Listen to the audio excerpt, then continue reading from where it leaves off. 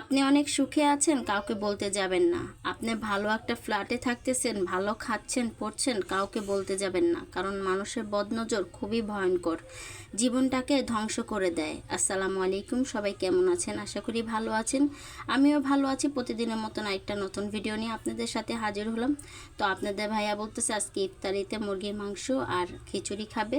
তো গতকালকে তো আমি খিচুড়ি রান্না করেছি, তো উনি আজকেও খাবে। তো আজকে একটা মুরগি নিয়ে আসছে আর সাথে সালাদ কিছু আইটেম নিয়ে আসছে। তো আজকে ইফতারিতে তো আর বুটমুড়ি করব না। তো বুটমুড়ি অলরেডি কিন্তু ভিজানো হয়ে গিয়েছে, তো ওগুলি রেখে দিয়েছি ফ্রিজে, কালকে বানাবো। আর আজকে তো আপনাদের ভাইয়া আজকে রান্না করতেছে, মানে আব্রাব্বু। তো আব্রাব্বুর রান্না কিন্তু অনেক মজা, মানে উনি রান্না করলে খুবই ভালো লাগে। আর ওনার মশলা দেওয়া স্টাইল, পেঁয়াজ মরিচ গলানো স্টাইল খুবই ভালো। আর আমি ওনার থেকেই রান্নাবান্না সব কিছু শিখেছি। আর একটু ভিডিও করে নিচ্ছি আপনাদের ভাইয়ার রান্নার। তো এই তো আপনাদের ভাইয়া সব কিছু মশলা দিয়ে ভালোভাবে এখন এই তো মুরগিটা দিয়ে দিয়েছে। উনি কিন্তু সব কিছু আয়োজন করেছে, মানে ধোয়া পাকলা সব কিছু উনি করেছে, আমি কুটে কেটে দিয়েছি সব কিছু। আর মুরগিটা উনিই কুটেছে। আর এই তো মশলাটা ভালোভাবে কষিয়ে মুরগিটা এখন কষিয়ে নিচ্ছে।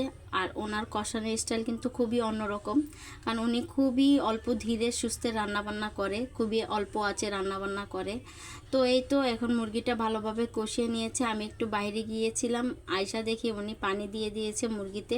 তো ওনার বলে মনে নাই আমাকে বলার জন্য, তো আমি একটু একটু করে ভিডিও করে নিচ্ছি। তো এই তো মুরগিটা ভালোভাবে কষানো হয়ে গিয়েছে, এখন পানিও দিয়ে এই তো একদমই বলক এসে পড়েছে। আর দেখুন কি সুন্দর কালার। আমি একটু ভিডিও করেছি, একটু নিজে হাতে লাড়াচাড়া করে নিয়েছি। আর দেখুন মশলাটা কিন্তু একদম গলে গিয়েছে। উনি সবসময় এভাবেই রান্না করে।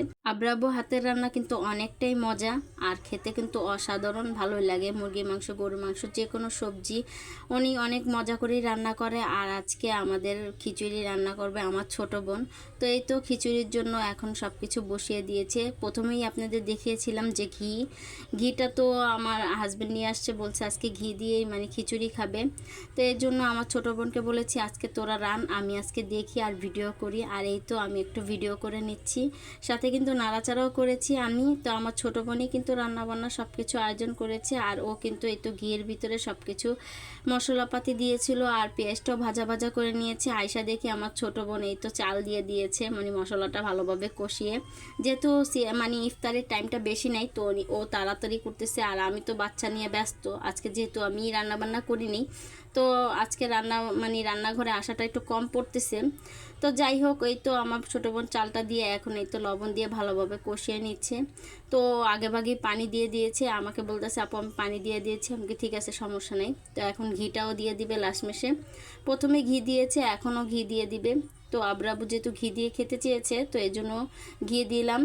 তো উনি তো সচরাচরভাবে কখনো মানে খিচুড়ি খেতে চায় না আব্রাব্বু, তো আজকে মানে হঠাৎ করে মন চাইছে ওনার বলে খিচুড়ি খেতে ইফতারিতে, তাই আজকে খিচুড়ি আয়োজনটা। আর আজকে খুবই মজা হয়েছে, সবাই একসাথে কিন্তু ইফতারি করলে ভালোই লাগে। আর এই তো আমার খিচুড়িটা হয়ে গিয়েছে। ভিডিওটা কেমন লেগেছে অবশ্যই কিন্তু কমেন্টস করে জানাবেন। যারা পেজে নতুন আছেন পেজটাকে ফলো দিয়ে আমার পাশে থাকবেন।